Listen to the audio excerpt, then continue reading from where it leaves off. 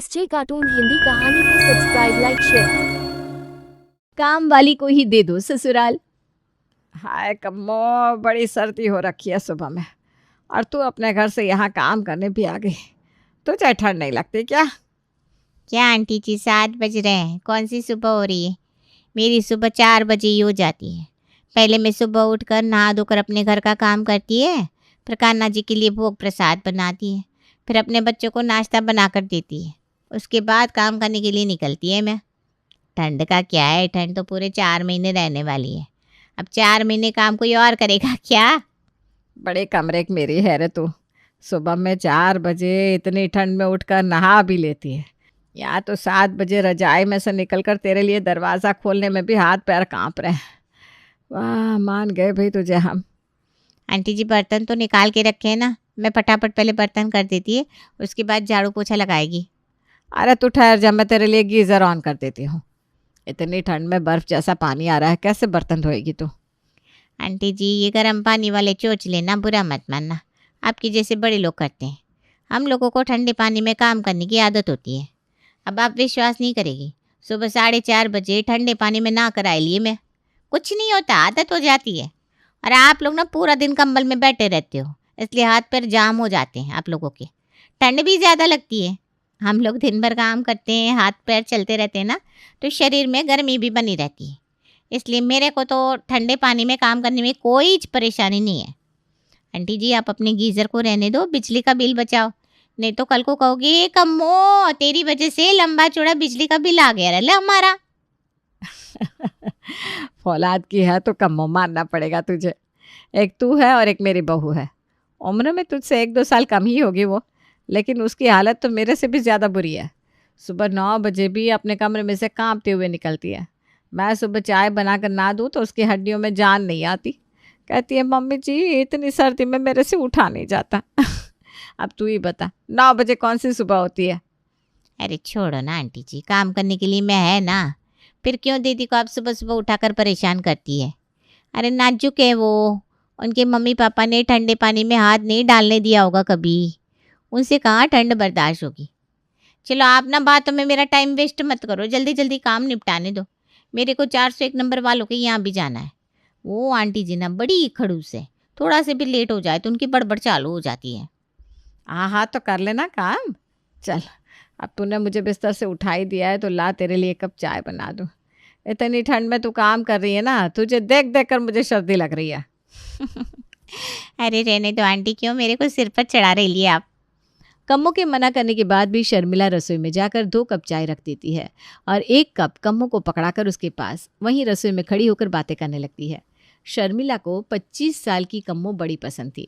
उसकी चुस्ती फुर्ती, काम करने की स्पीड देखकर शर्मिला बड़ी खुश रहती। और सबसे बड़ी बात, कम्मो के अंदर किसी भी चीज़ को लेकर कोई लालच नहीं था।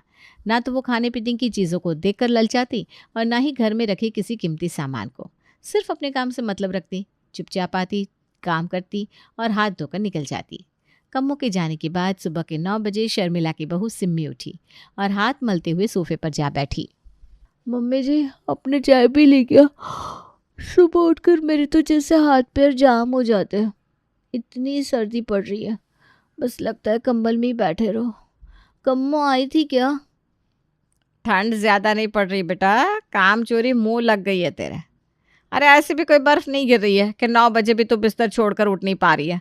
सुबह उठ के लोग भगवान का नाम लेते हैं और तू कम्मो कम्मो करने लगती है। और करेगी क्यों नहीं? अगर कम्मो नहीं आई होगी काम करने तो तुझे हाथ पैर हिलाकर काम नहीं करना पड़ जाएगा।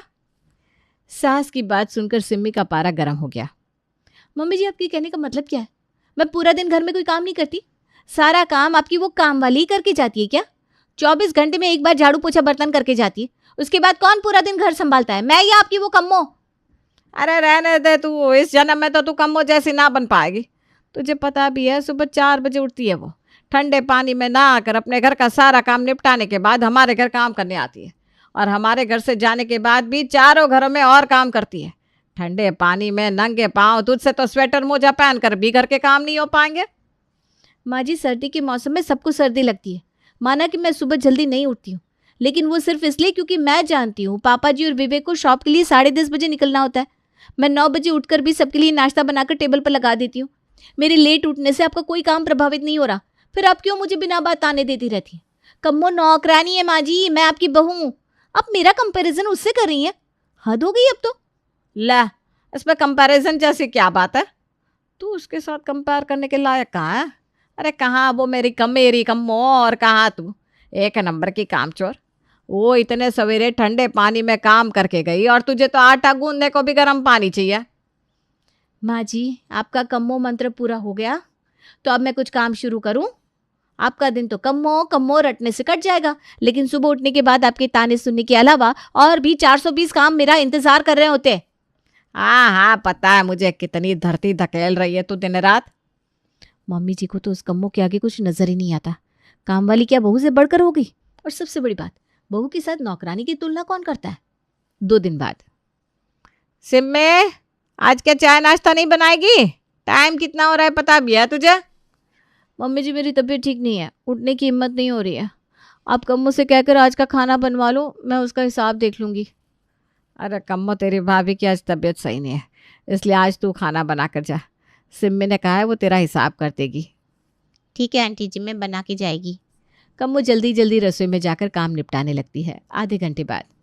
एक बार देख आऊँ क्या बना रही है ये कम्मो। इससे पूछा भी नहीं कि क्या बनेगा।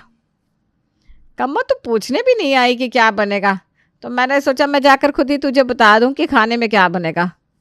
आंटी जी, अब आप आ गए हो बताने, मैं तो खुद ही फ्रिज में जाकर देख लिया।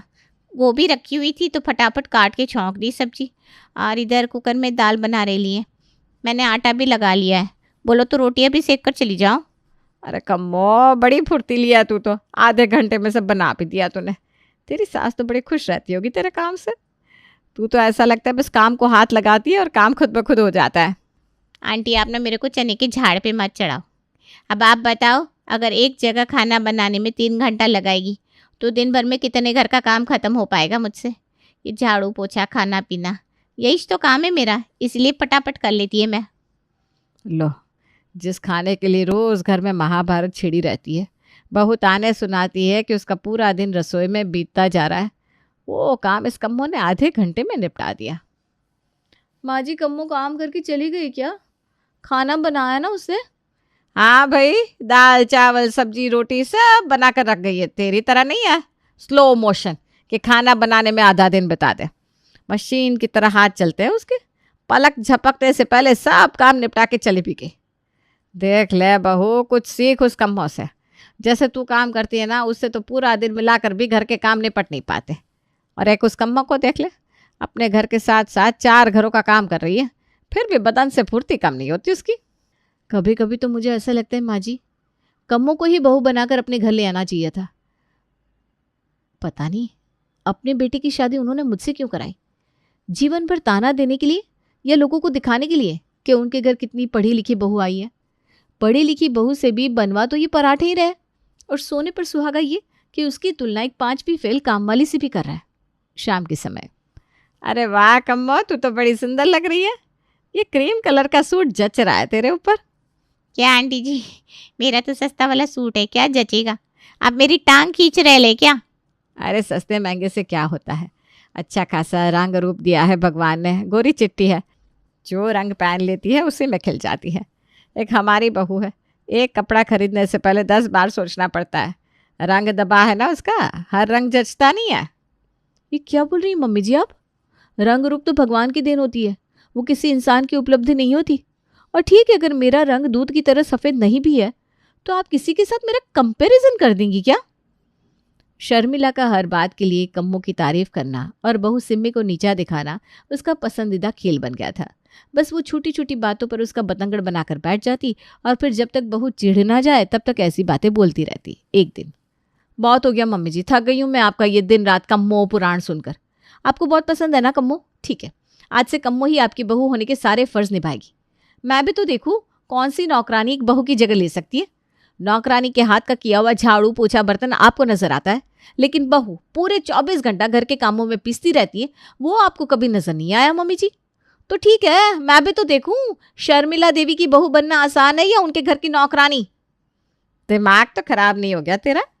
कहने का क्या मतलब है? मेरे कहने का मतलब सीधा सा है मम्मी जी, नौकरानी को ही अपना पूरा परिवार चलाने के लिए दे दीजिए आप। ज़्यादा नहीं, सिर्फ 1 सप्ताह के लिए। आपको भी अंदर समझ में आ जाएगा। मैं जा रही हूँ अपने मायके।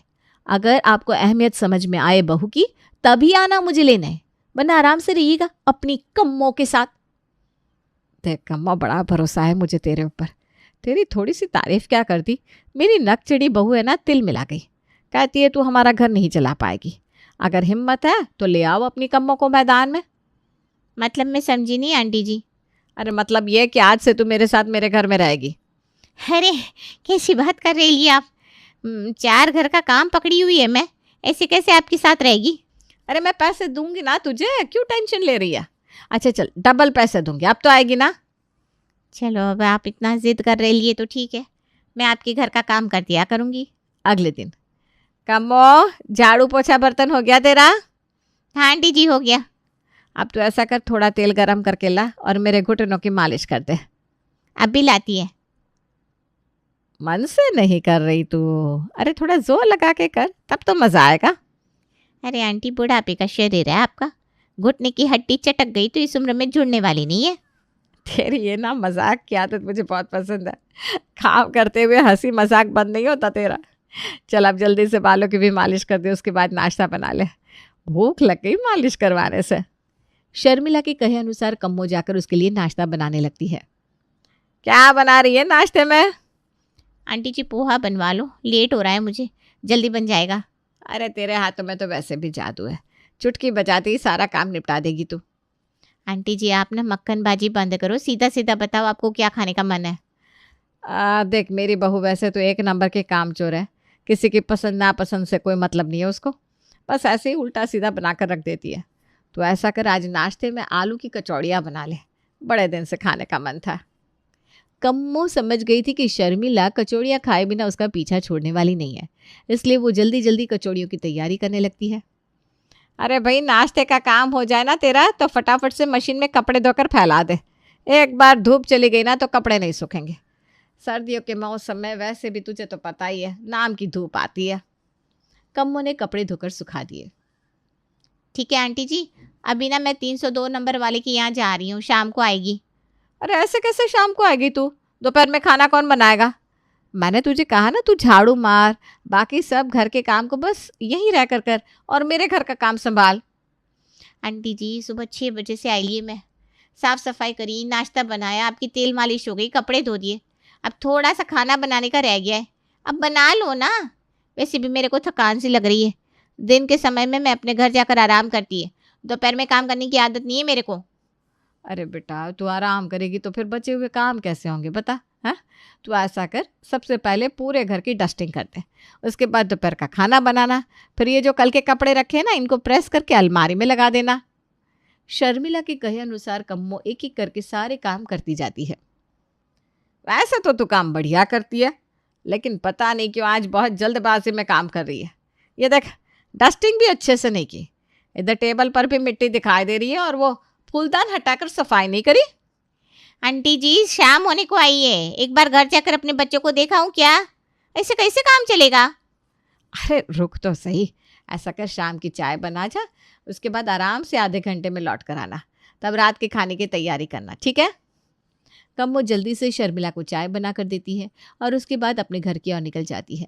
1 घंटे बाद जब वो वापस आती है तो देखती है किचन में फिर से बर्तन इकट्ठे हो गए हैं।